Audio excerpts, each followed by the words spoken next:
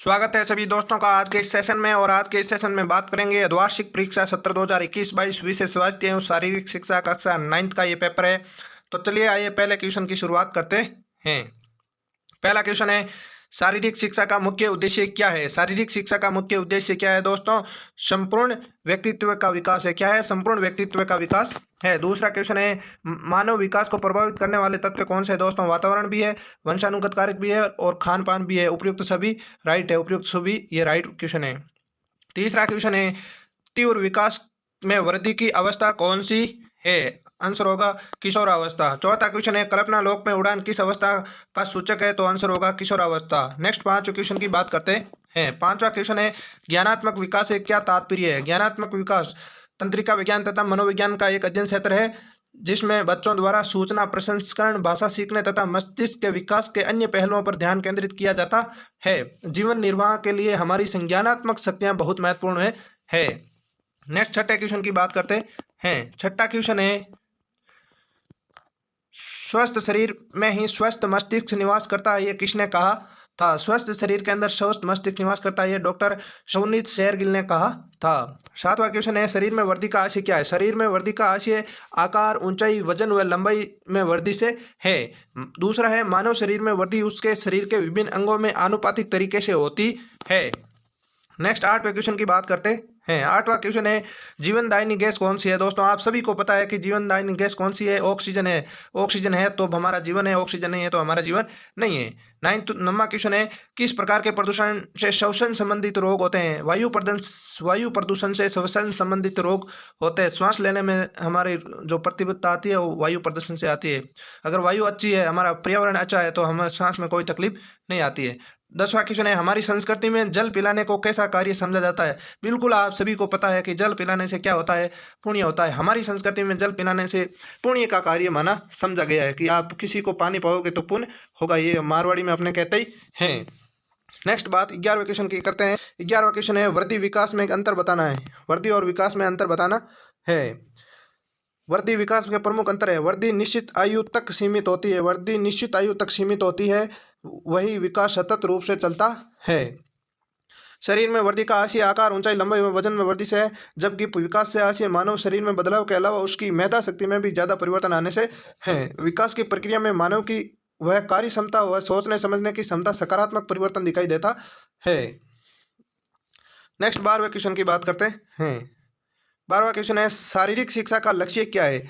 J.F. Williams के अनुसार शारीरिक शिक्षा का लक्ष्य व्यक्ति तथा व्यक्ति दलों के लिए उन परिस्थितियों में कुशल नेतृत्व, प्रचुर सुविधा तथा समय का प्रावधान करना है जो भौतिक दृष्टि से स्वस्थ, मानसिक रूप से सजग तथा सामाजिक दृष्टि से सजग हो। इस प्रकार शारीरिक शिक्षा के निम्न 4 लक्ष्य हैं। पहला है कुशल नेतृत्व, दूसरा है अधिक सुविधा देना, तीसरा है प्रत्येक व्यक्ति तथा समूह के लिए खेल में भाग लेने की संभावना तथा चौथा है शारीरिक रूप से पूर्ण, मानसिक रूप से साहसिक तथा सामाजिक रूप से सशक्त व्यक्ति या व्यक्ति समूह का विकास करना।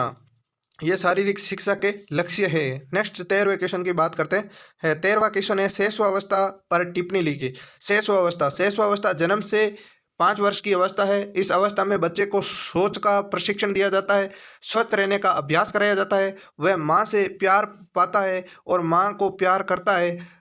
गलत व्यवहार करने पर वह माँ से दंड भी पाता है। इस अवस्था में वह चलने फिरने लग जाता है, वह परिवार के अन्य सदस्यों के साथ भी अंतःक्रिया करने लगता है, वह पारिवारिक व्यवहार प्रतिमान को अपनाने लगता है। ये आप सभी इस अवस्था से गुजर चुके हो, कहने की कोई बात है नहीं। नॉर्मल पढ़ लो, बस समझ में आ जाएगा कि क्या कहना, शेष अवस्था क्या होती है।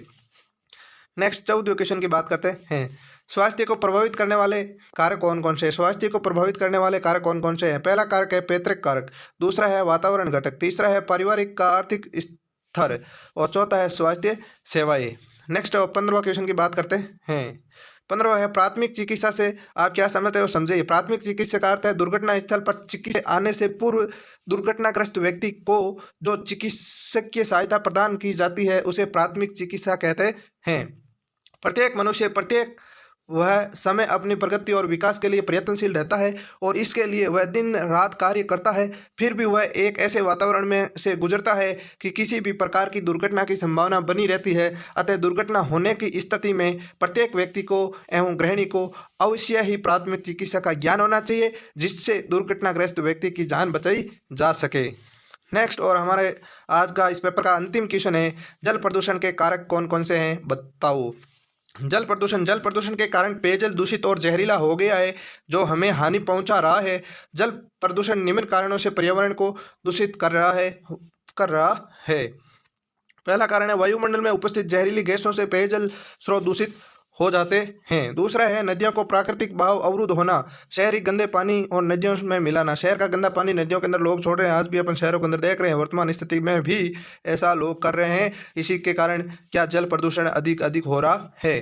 तीसरा है मृत जीवों वह मानव का अंतिम संस्कार नदियों में बहाकर करना, यानी जो जानवर है वो मृत्यु के बाद लोग जल नदियों के अंदर डाल देते हैं, जिससे जल प्रदूषण हो रहा है। और उस जल को जब हम मनुष्य पीते हैं तो वह हमारे शरीर के अंदर गलत इफेक्ट डालता है। चौथा है कारण कारखानों से गंदे पानी का निकास करना। कारखाना के अंदर जो गंदे पानी की आवश्यकता होती है पानी की, और वो फिर पानी गंदा होने के बाद वह लोग उस पानी को नदियों के अंदर छोड़ देते हैं, ठीक है ना। और पांचवा कारण है पानी के बहाव क्षेत्र व आवक क्षेत्रों में गंदगी फैलाना। जहाँ पर पानी जैसे बरसात का पानी जहाँ से निकल रहा है उस नाले के अंदर कूड़ा कचरा डालना, इस प्रकार से वो भर देना, ये बात कही गई है। छठा है प्राचीन पेयजल स्रोतों में कचरा डालना। और सातवां है खेतों में जहरीले रसायनों का प्रयोग करना। ये तो आप देख रहे हो हर खेत के अंदर हर फसल में नई नई प्रकार की दवाइयों का प्रयोग कर रहे हैं, नई नई कीटाणु डाल रहे हैं। इस प्रकार से बहुत गंदा ये मामला चल रहा है वर्तमान में, देखते हैं आगे कितना चलेगा। तो दोस्तों लगभग हमने आज इस शारीरिक शिक्षा का संपूर्ण पेपर हल कर लिया है। ये आपको कैसा लगा है कमेंट बॉक्स में कमेंट जरूर करें, जहाँ तक हो सके अपने दोस्तों तक शेयर जरूर करें। अगर आप हमारे यूट्यूब चैनल पर नए हो तो चैनल को प्लीज़ सब्सक्राइब जरूर करें। तो चलिए आज के सेशन को यहीं विराम देते हैं, मिलते हैं नेक्स्ट सेशन के साथ। तब तक के लिए धन्यवाद। जय हिंद, जय भारत।